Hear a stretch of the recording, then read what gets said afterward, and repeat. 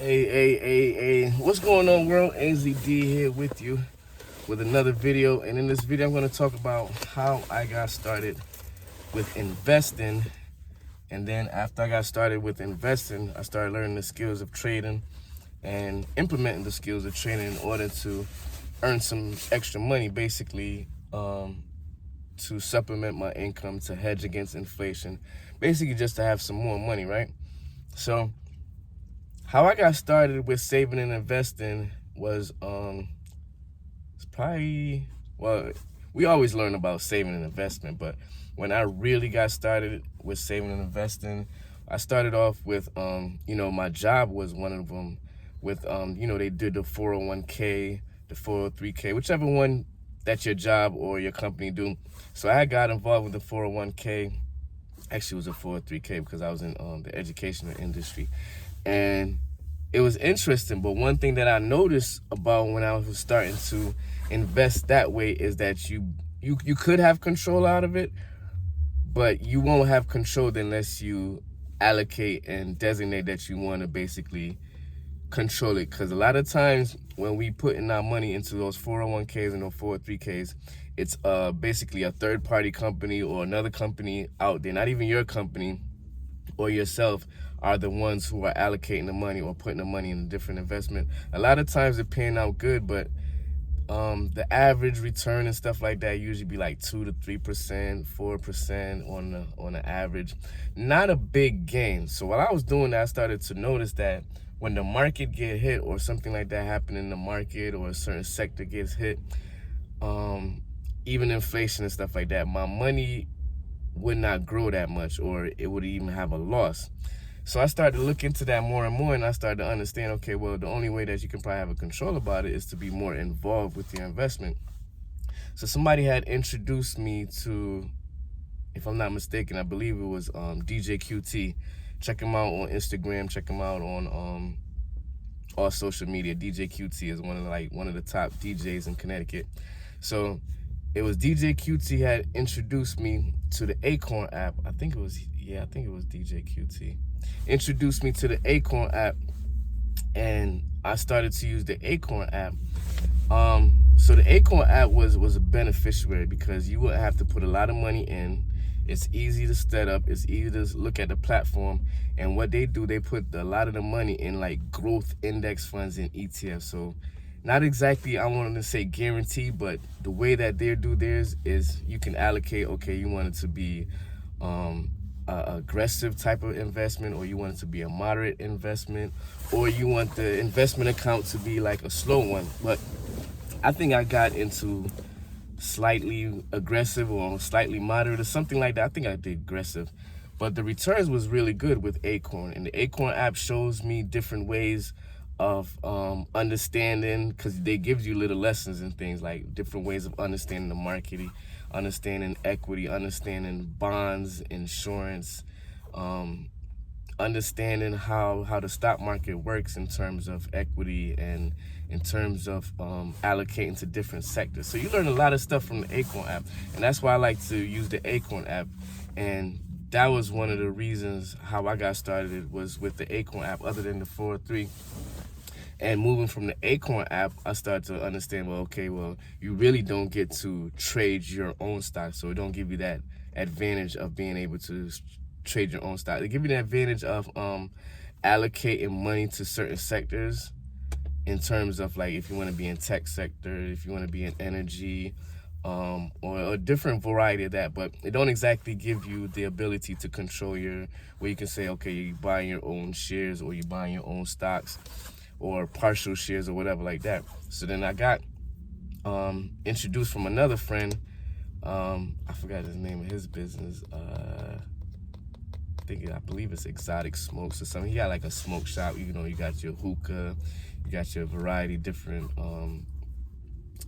smoking tools and products or whatever like that. So different cigars and a variety of things like that. So he got a smoking shop. So I think that time, around the same time where I got introduced to the Acorn app, I also got introduced by Robinhood I think it was him that introduced me to Robinhood, because he had posted on social media, I forgot which stock that he was buying. I think it was an energy stock. and if I'm not mistaken, I'm not sure, it's either energy or it's a tech stock. But either way, I had ended up signing up with Robinhood as well and putting about $125, $200 at the time into the account to see it grow. And I was buying partial shares, so partial shares of Tesla, partial shares of Apple, basically a lot of stuff that I own or use personally. Those were the things that I would buy partial shares or shares in, and to watch it grow, in addition to buying like ETFs such as the S&P or the QQQ. And these are stuff that I was learning through the process. Robinhood also is another great platform that teaches you about the market, that teaches you about saving, investment, and trading.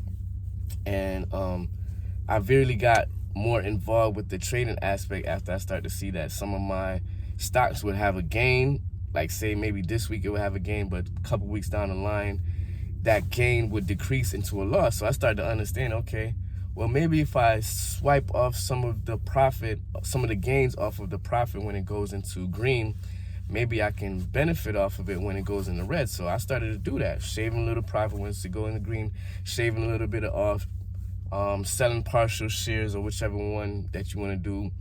And then I will start to shave off some of the green profit, and when it goes into red now, I end up buying more. So basically buying low, selling high. You hear it many times, but you never really, well, I've heard it many times, but I really didn't understand until I started getting involved with it. Okay, buying a share at this price, and then we see if it goes up, then you can probably gain a little profit and watch to see if it's going to go down. If it's going to go down, you buy more, you dollar cost average, etc., etc. Start to learn these things over the time period of getting involved with these platforms and starting to learn how to invest, right? So how I got started, how I really got more involved with investing, like I said, so I started to see these changes happening with my stocks and my shares. So then I decided, okay, I learned about swing trading, because basically that's what I was doing. If I bought a portion of Tesla this weekend, well, this week at, say I bought up, because I didn't have a lot of money, so I still don't have a lot of money, but that's either then or, well, all right, so the partial shares is because I wouldn't have the full, at that time, Tesla stocks probably was like 500 or something like that before it split. So I wouldn't have the full $500 to just buy out a whole share. So what I'll do, I'll buy partial shares of these stocks, like I said. So I'll buy like $10 worth of Tesla last week, and then by this week it will be up like an extra $2 or $3. So I would end up shaving off those $2 or $3, wait for it to drop. Maybe it dropped back lower than what I had it at or what I had purchased it at, so I'll buy it more at that price to see it grows more when it go up, right?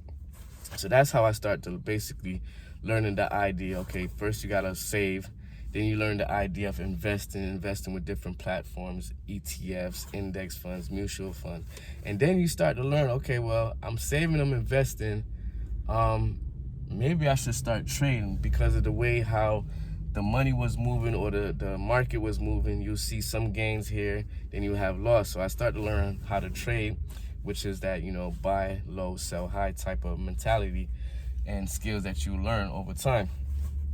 So once I got involved with that, then I started to learn the trading thing of more, I got more in depth, because I was learning about option trading even before I even got into any of the platforms, just trying to learn different things about the market. So I started to learn about option trading and how you basically can print money off of option trading. So once again, I started with savings with Acorn app. And if you're not involved with Acorn app, or if you don't even have any account, any brokerage account, anything like that, go ahead and click the Acorn app. I'm gonna have a link below in the description. Acorn app is like one of the most simplest ways to start investing, one of the simplest ways to start saving and investing, because the platform is so user friendly.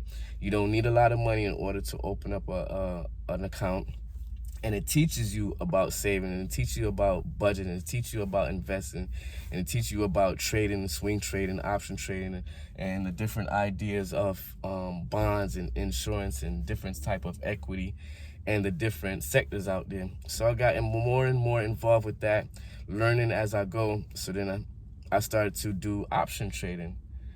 Basically, I was swing trading, option trading. I was swing trading with the option trading because I really didn't want to get straight up into like day trading, because you can lose a lot of money with option trading, especially if you're not setting your stop loss, right? Or if you're not paying attention to your risk versus your reward, or if you're not managing your accounts right, you can lose some money. And that was some of my learning process as well. I'm gonna share some of my learning process with option trading. I'm gonna share the good as well as the bad. I'm gonna share how in some instances using a trade with $180 can print you out about $500, you know. And you have to learn these things, these skills, but you also have to implement. So you got the paper trade. You can use Webull. Webull has a good paper trading. TradeView, you can also do paper trade. Paper trading is basically trading like you would with the regular stock market, but you're not using actual funds from yourself. You're just using basically like play money, like imaginary money, imaginary funds. And you're trying to see how you would win or lose based off of the trades that you would do. You know, are you picking the right trades? Are you coming in at the right support? Or you selling at resistance? Or, you know, basically things like that you will learn as you implement these things. Then you start to learn, okay, I can basically print money off of the stock market. Whether the stock market going up or down, you can basically print money. But yeah, so I got involved with saving and investing because I got introduced to these different platforms. And just by watching, you know, you got your CNBC, watching CNBC and watching the news channels, especially CNBC, and you see that these different strategies and tactics, you know, you get more involved because that's where the money is at. The money is basically in the markets. You got the stock market, you have the crypto market, you have the Forex market, these exchange markets, right? So just getting involved with these exchanges. So once again, it's Ainsley D. Hope you got some value out of this. This is how I got started with investing and trading, saving, investing, and trading. I hope you got some value out of this, and I'll talk to you later. All right, peace.